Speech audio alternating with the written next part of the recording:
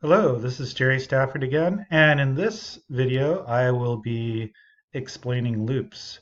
I have two bits of code right here. They look very similar. One's for a method called negate, and another is for a method called negative. And what these do, they both do exactly the same thing. They produce a negative image of any picture that they use this method on. And this sort of demonstrates the difference between a for and a while loop.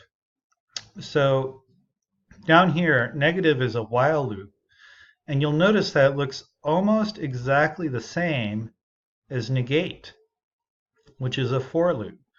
The only difference is right here in this bit, and down right here in this bit, and this little bit right here. Now, for and while loops, for all practical purposes, do almost exactly the same thing.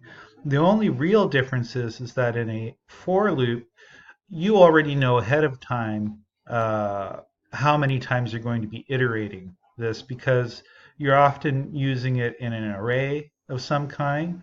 For instance, in this example, uh, as long as I is less than the pixel array length, we're all good to go. And it's also more compact. A for loop has all the arguments for the expression right here in this bit.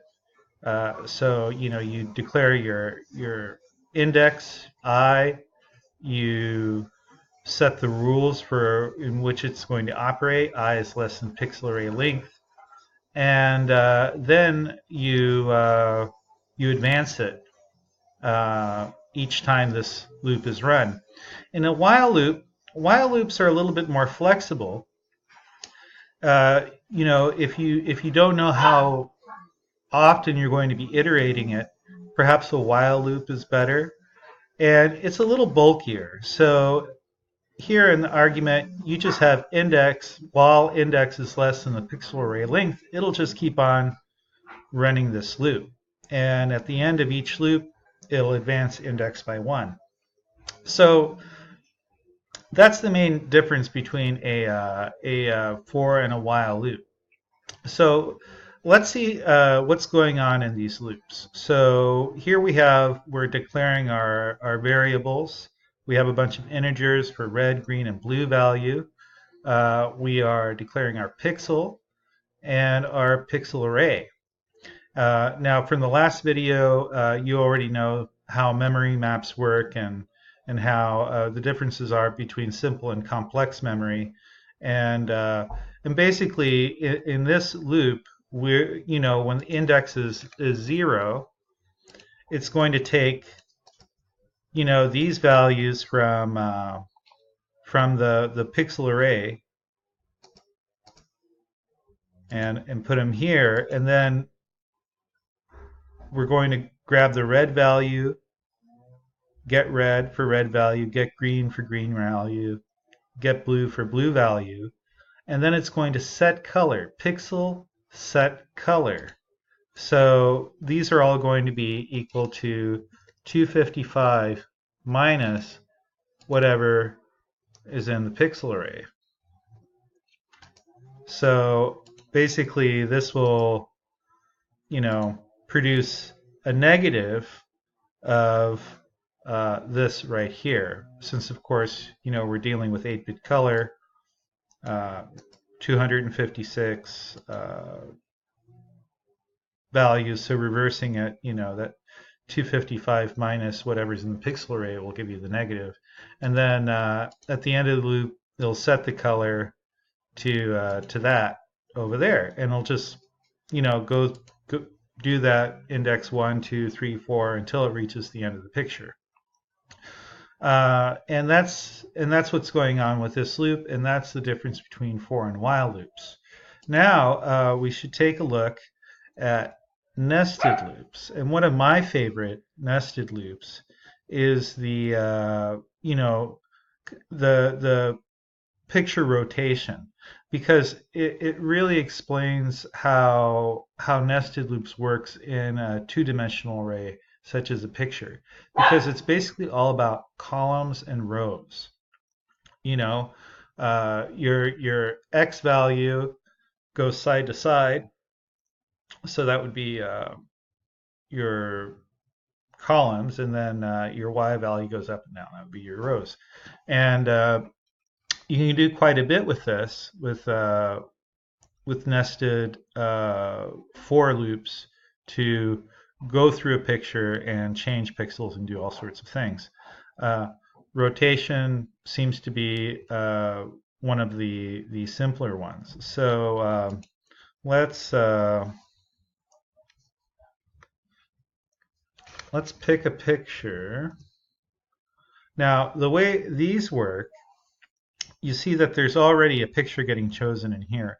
We have to basically pick a blank template for these to work correctly. So I'm going to go in here to our media sources and pick the 7 by 95 inch JPEG. We'll open that up. And then we're going to apply one of these rotations to it. So we'll do P copy picture rotation right. And this is one that I made just by modifying copy picture rotation left from the book exercises. It's gonna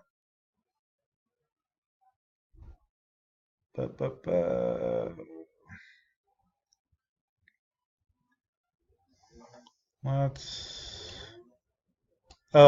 sorry, copy picture right rotation. Sorry, little syntax error there.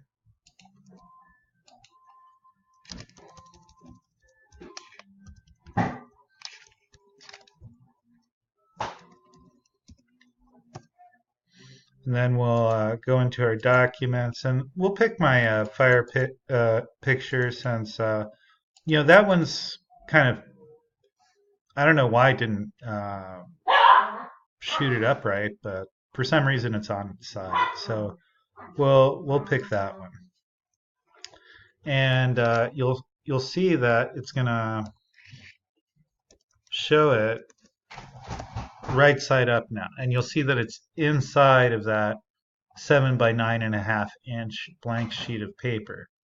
And the way it did that is that in the first loop, you know, you're going through all the columns, and then you're going through all the rows, and then before it finishes, you know, the rows here, it's going to say that it's going to get the source pixel, which is from the fire pit picture, and then the target pixel is going to be that blank sheet of paper, and it's going to get the height from the source picture, and instead of just saying source X, it's going to get height of the source picture -1 minus source Y. So basically that's moving the pixels around so that it's going to rotate it right. And then it's just source X. And then the target pixel just sets the color to the source pixel get color that we've already gotten here. So that's what it does in that right rotation loop. And as you see, you saw the result. So that concludes this video. I hope it was informative, and I hope everyone else is having a good time with this class. All right, bye.